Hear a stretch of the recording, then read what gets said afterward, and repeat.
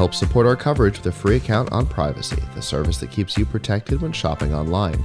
Get $5 to try it now by using promo code QZZ2J. And with Blueberry, the community that gives creators the power to make money, get detailed audience measurements, and host their audio and video. Get a 30-day free trial by using promo code Blueberry004. All right, so I got Tom Simmons? Tom Simmons is our media representatives. I'm Andrei Dragomir. I'm founder of Aquark Technologies. Okay. So tell me what you guys are doing here at CES. Right. So Aquark Technologies is miniaturizing components for quantum technology. And here at CES, we just want to let people know we can achieve this marvelous level of tech now.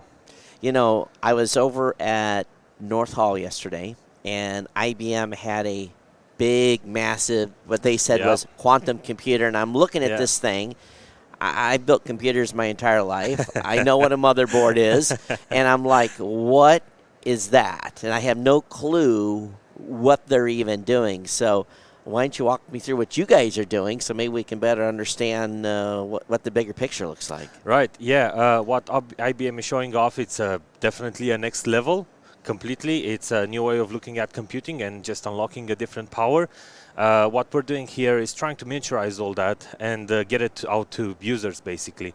So generally now when you hear quantum, you obviously go to computing. What people might generally not know is that quantum technology just brings with it so much more than just the quantum computing. We have a whole array of sensors, navigation systems, time measurement, and so on and so forth. Awesome. And what we're doing here is trying to miniaturize all that so we can bring it, to cars, planes, and eventually to maybe 15, 20 years time down the line, we can achieve the miniaturization of the quantum computer from the huge thing you saw to PC level. So, That's the dream, right? That's where we got to get to, achieve the processing power that's going to need to do true AI and all that other stuff. I see you brought a box here. What do you have? So this is our first project, and it's our first attempt in miniaturizing an atomic clock. So just time measurement to unprecedented level, basically, the same way a second is measured in SI units in London, and we can achieve that kind of level of resolution with that, hopefully. Right.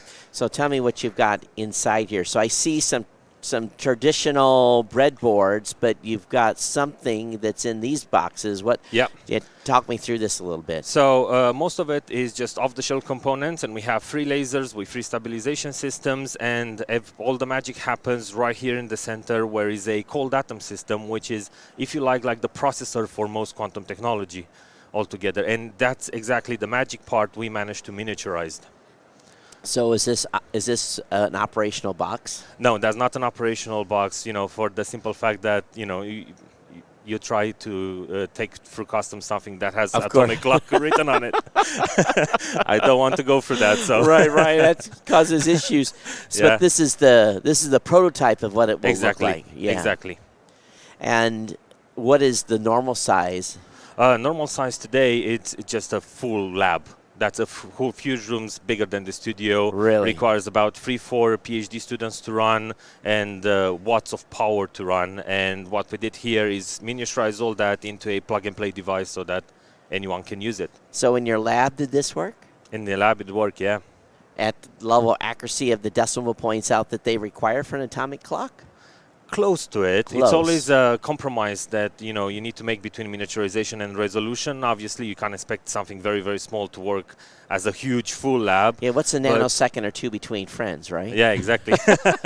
But with enough work on it, we might be able to actually get there and make this a reality altogether. If you think about what he's demonstrating here, and given that this is just a mock-up, but based on what they've done in their lab, it's pretty remarkable. Thank you.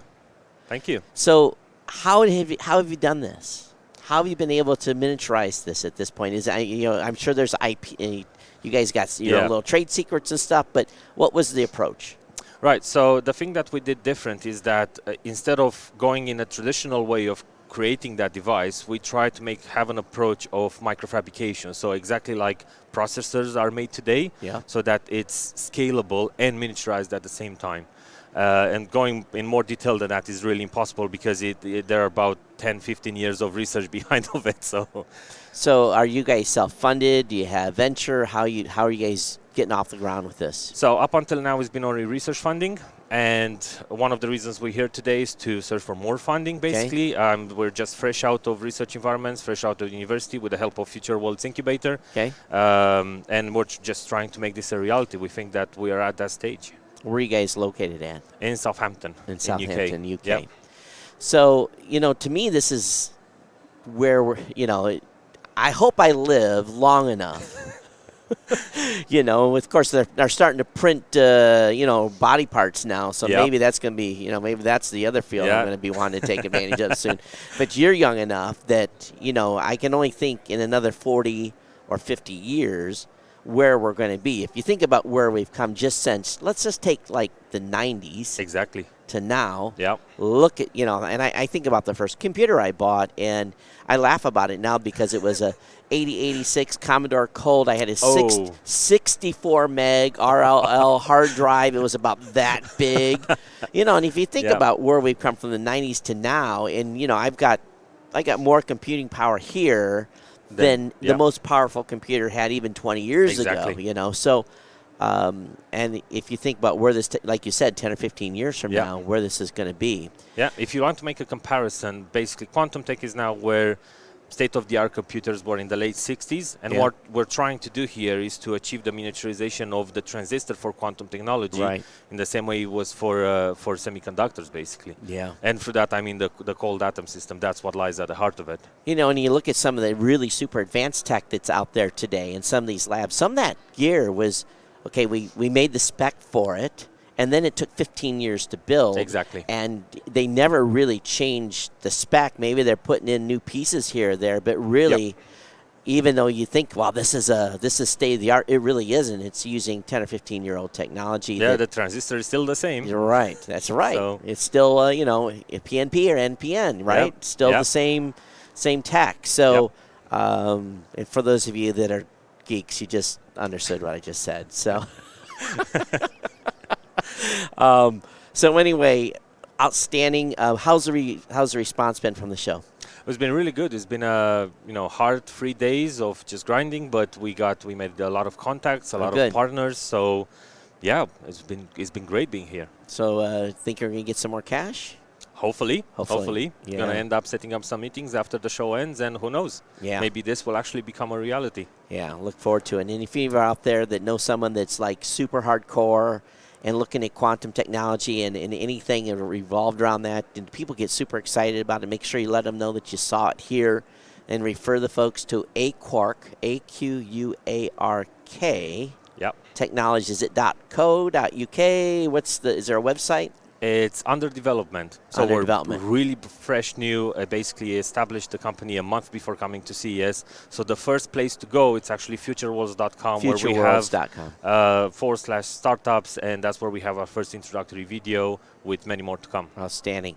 So it's nice to see that they were able to help you folks kind of kickstart this to begin with. It's brilliant. I think more university needs something like that. There's so many good research out there that just dies in the lab because researchers are not really in the mood of... Did the university fund this, or did benefactors of the university? How does Future Worlds fit into this? I think they're trying to self-sustain at this stage. I have no idea. I mean, I might be wrong. Right. Getting a bit from the university as well, but I actually have no idea how it works. Yeah.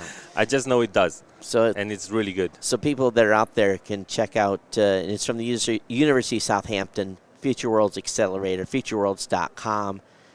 Thanks for coming on. Thanks for having me. I'm excited. And awesome. keep us up to date. Yeah. And if you get something going on and you get some funding, make sure you let us know. Drop us an email, and that way we can update the audience too, because we like to follow along throughout the year, and we'll see you back here next year at CES 2021. Hopefully that's the case. Yeah. Thank you so much. Thank you so much. Thanks for having me. Absolutely. Cool.